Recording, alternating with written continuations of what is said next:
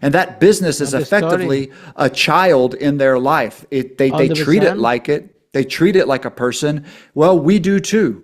We do too. Yeah, We yeah, treat their yeah. business like a person, like the character that it is. Welcome to Unstoppable Podcast with Harry Sardinas, inspiring conversations with influential millionaires, investors, thought leaders, entrepreneurs who are making a massive difference with their innovative products and services, and sharing the challenges and wisdom of how they sold their first million. That process of extracting the story out of an entrepreneur, out of somebody, a grandfather, those questions, they need to be asked in a certain way and have to cover a certain type of question. And you said that before you even go there, they have to fill a formulary and they have to start to answer some question to give you clues how they think it's gonna have, what the direction of the documentary will take. But in that moment, also, um, following the procedure, someone that is asking the questions, they need to know that it had to build a story, had to build a script around all this line of questioning. And I don't know, we've been there, we have done it for several years, and it's a process that on our side, it never ends. It's always need Right. improvement. And it takes a lot of trial and error until you finally got it, right? It sure does. I would say, Harry, that the a lot of what I do it's in the nonverbal area of interviewing. So they're going to fill out forms. I'm going to know all the basics: the birthday, the birthplace, what their parents did for a living, places they've lived, their kids, jobs, their favorite pets, their favorite sports teams. Like 25 generic basic questions. But from their responses from these, I'm going to know things. Like and where do they live? Do they live on a 5-acre ranchette? Do they live in the city? Little things like that. Were they a business executive? Were they a blue collar job? I'm going to know enough about them so that from the time I walk in, before I ever show up, I might have boots on, and I'm a Texan. I'm perfectly comfortable in boots.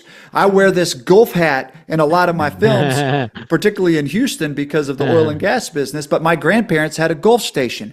So Wow. anybody that's of a certain age, 60 to 80 years old, they're going to see that golf on them, and they're going to have a little bit of, I just need to break that ice. I would say, I'm sorry, there's a book, and it's right behind me right there. Oh gosh, come on, where is it? I might have loaned it out. At any rate, How to Win Friends and Influence People, Dale Yes, Carnegie. Everybody knows Carnegie. the book. Yeah, yeah, yeah. I keep it with me. If you were to shorten that book to a single sentence, it would be: ask short questions with long answers. Make them feel comfortable and ask short questions with long answers. That's at the root. That's my company. I'm going to go But you in. can extract the story because, like this, Chance, one thing is to answer a 25 forms of questions, completely different is to build the story around that. It won't be Oh, enough. It won't be enough.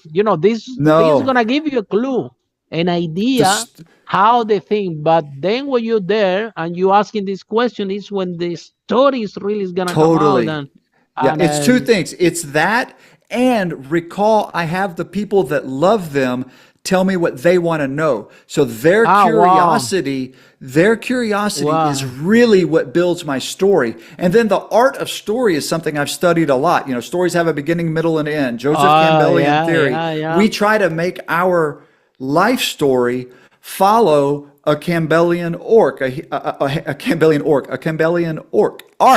You introduce the hero, you have helpers along the way, you have a period of darkness. We try to match all that things that are in every story, from Star Wars to Wuthering Heights. Everybody's life is a story. That's what we do. We turn their story into something that's comfortable to an audience. Yeah, that's really fantastic.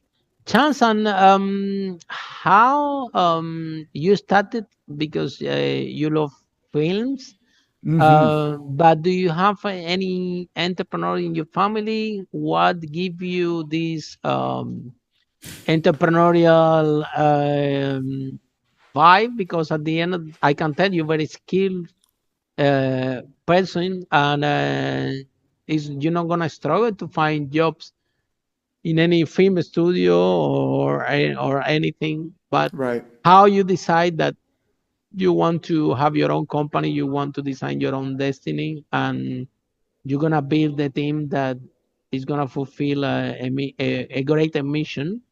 And do you have any entrepreneurs in your family? How this is the entrepreneurship vibe came into you? Well, thank you. I'll answer your question with a story because I'm a storyteller. Uh, Absolutely.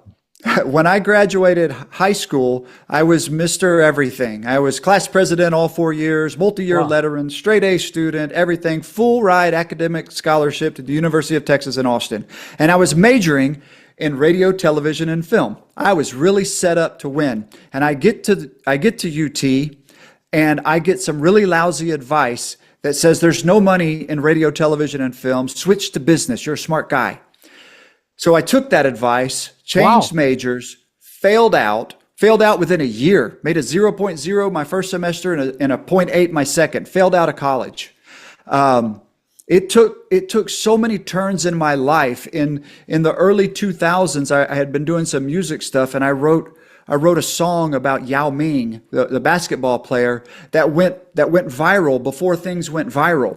And Wow. it went crazy. It was on Sports Center. It was on the David Letterman show. They played my song everywhere, and I turned that into a job in radio. So I turned music into a job in radio, and I was a creative director of CBS Sports Radio 610, a CBS radio station in Houston.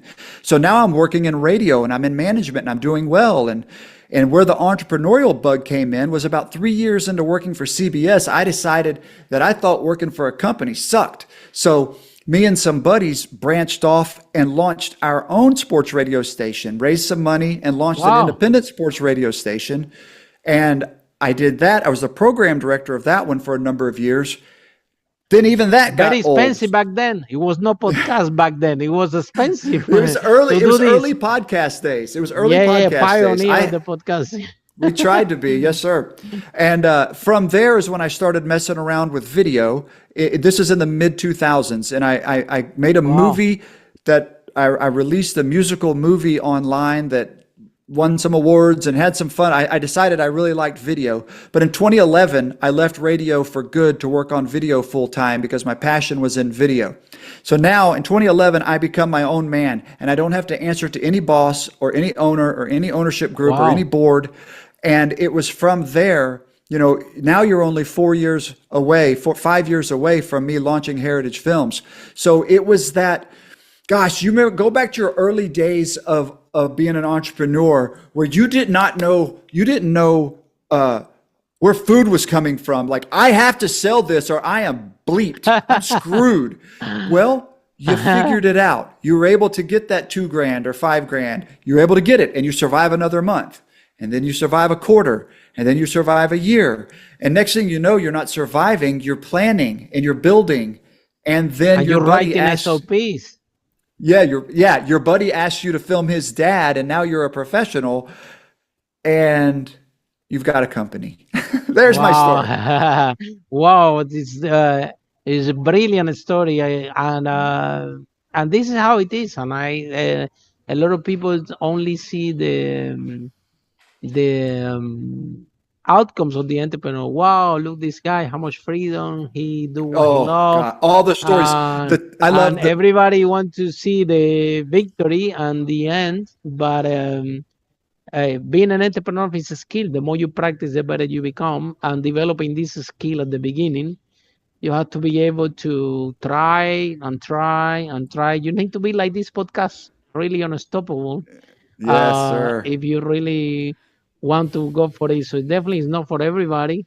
And but then it's in sense of fulfillment. I think that a lot of work that we do, I speak a lot in different countries, and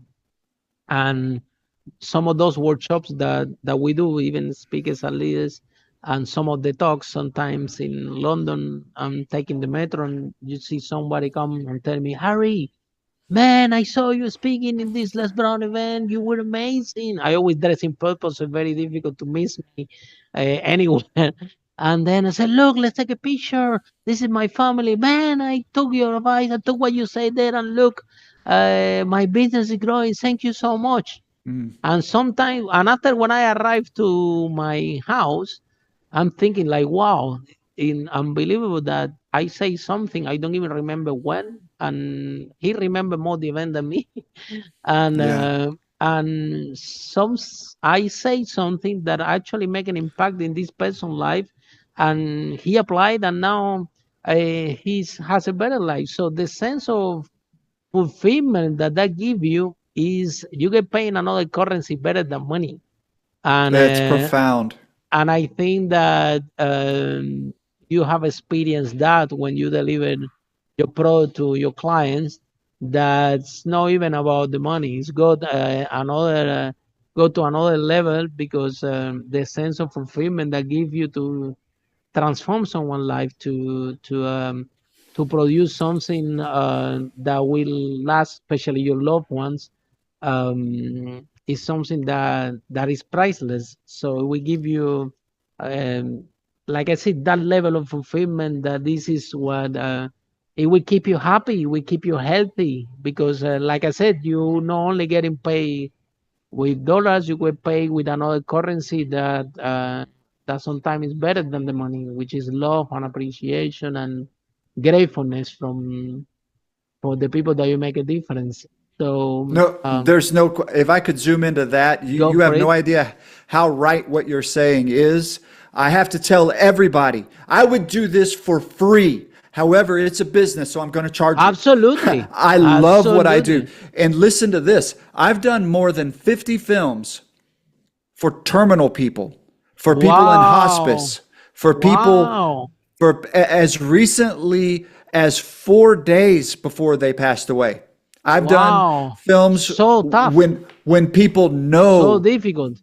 they know what's coming, and you get a different level of authenticity, a different level of honesty from somebody. We're all terminal, Harry. We're all terminal. Absolutely. However, none of us are promised tomorrow, but some of us are certainly promised fewer tomorrows. And when you do those films, when I interview those people and spend time with them, it is profoundly incredible. There's a different level of honesty. One of the questions on the forum is there any areas you don't want to discuss? When people are terminal, there's nothing. They will discuss everything about their life that their family wants them to talk Wow. about.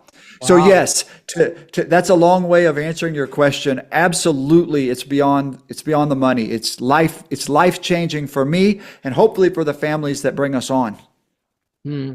So, Chance, if someone is in love with our conversation, want to know more about what you guys do, how people can find you, how the process work? Sure. yourheritagefilm.com. yourheritagefilm.com. Reach out. You can find out information about us there, and there's a contact us. I promise there's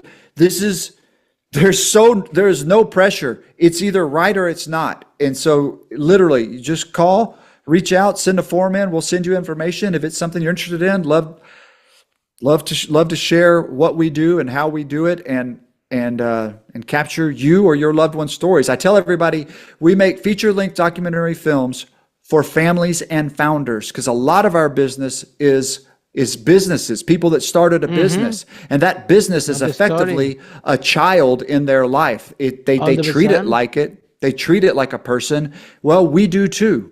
We treat their business like a person, like the character that it is. Follow us for more interviews with world's most influential, audacious entrepreneurs that overcame challenges and adversity, providing you with the blueprint of how they sold their first million so you can grow your business exponentially.